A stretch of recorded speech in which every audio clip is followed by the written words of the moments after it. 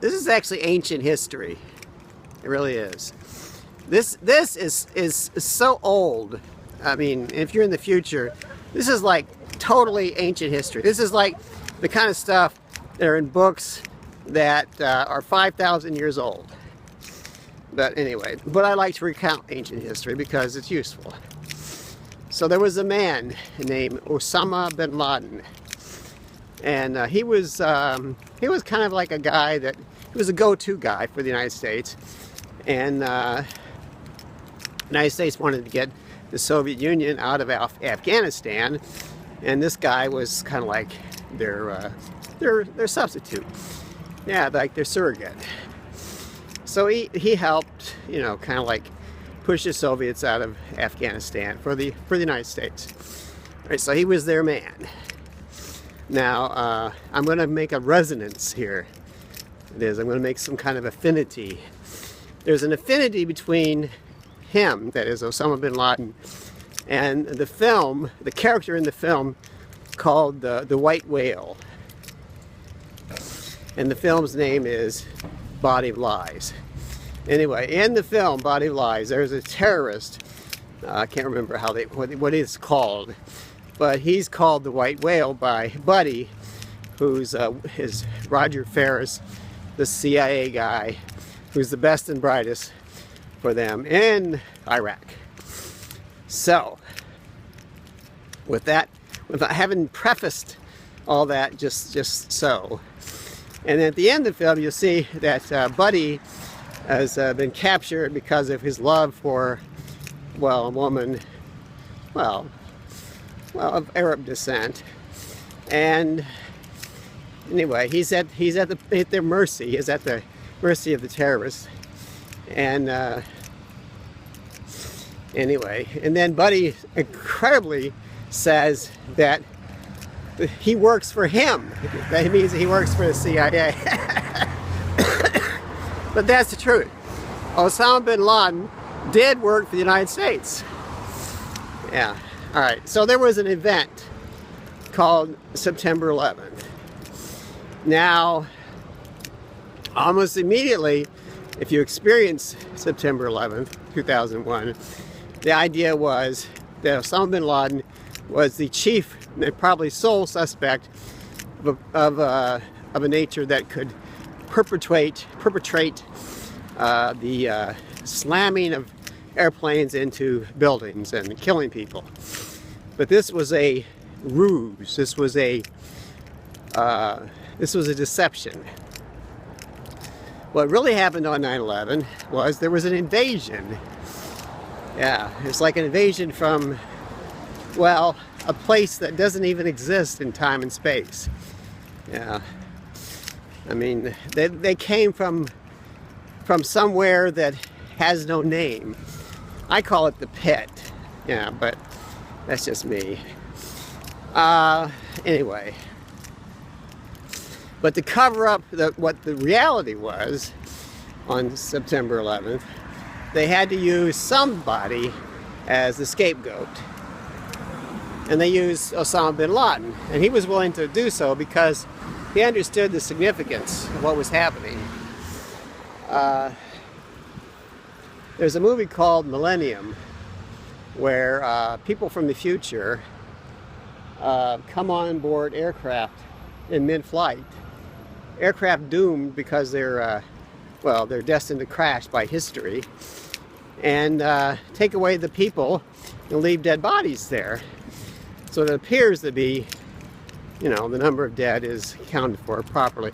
But the live people go to the future where they're sent into like a gate, through a gate into the future in hopes to redeem humanity from its, well, dire fate.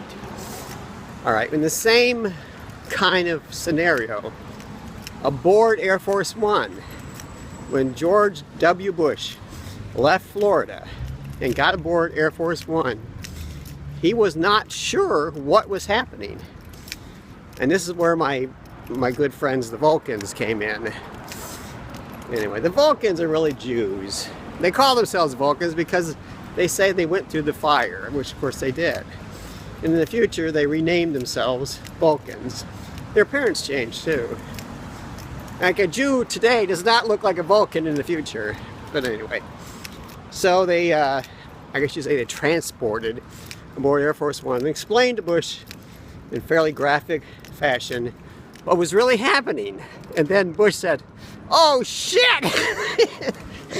Well, I didn't say that, but he was surprised. Anyway, what happened I've detailed in a story.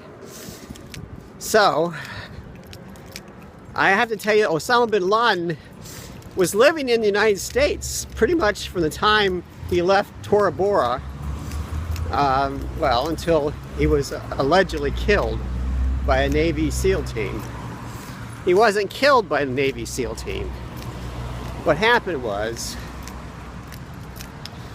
he was put upon by, I don't know, entities.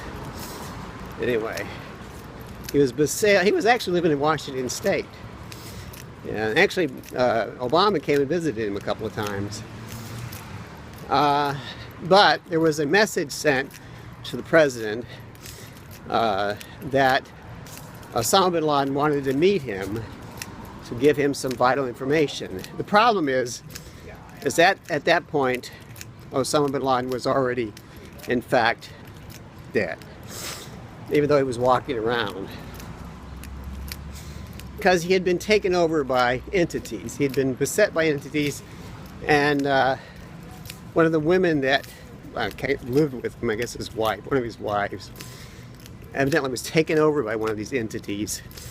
And the thing about this, like, here's a movie called Fallen, Denzel Washington. It's like that.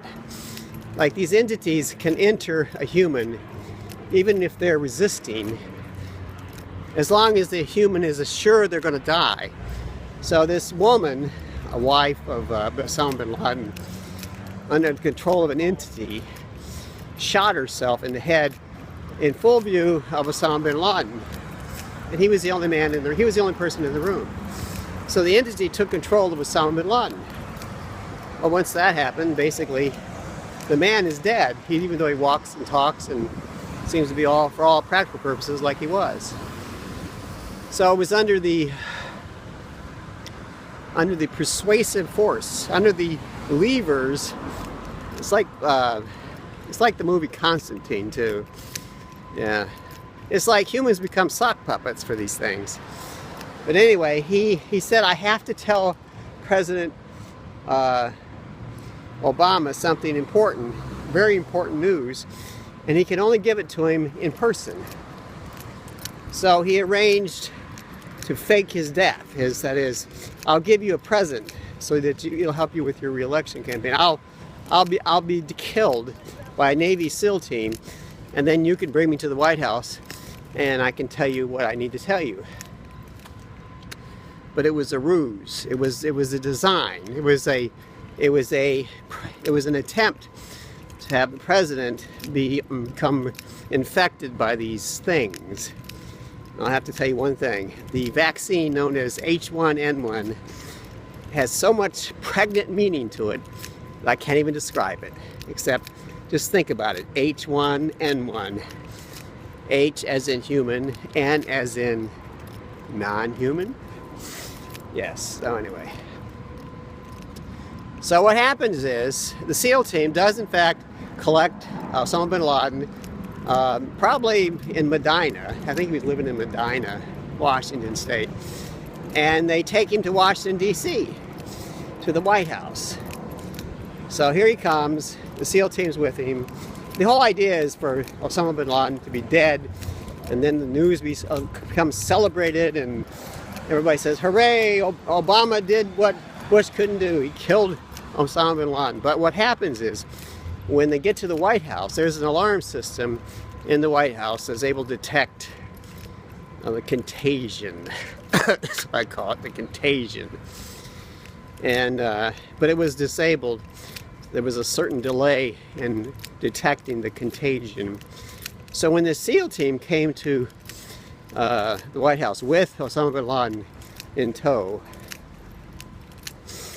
all of the SEAL team was infected. as was Osama bin Laden. They were all infected. And they came with one purpose only.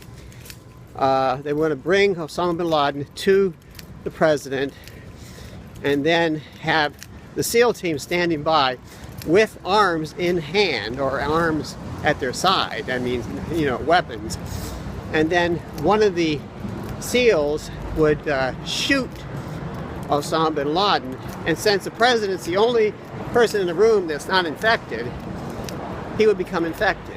And essentially, well, a non-human would be in control of the United States, which would be a bad thing, I think, anyway. But this is all ancient history.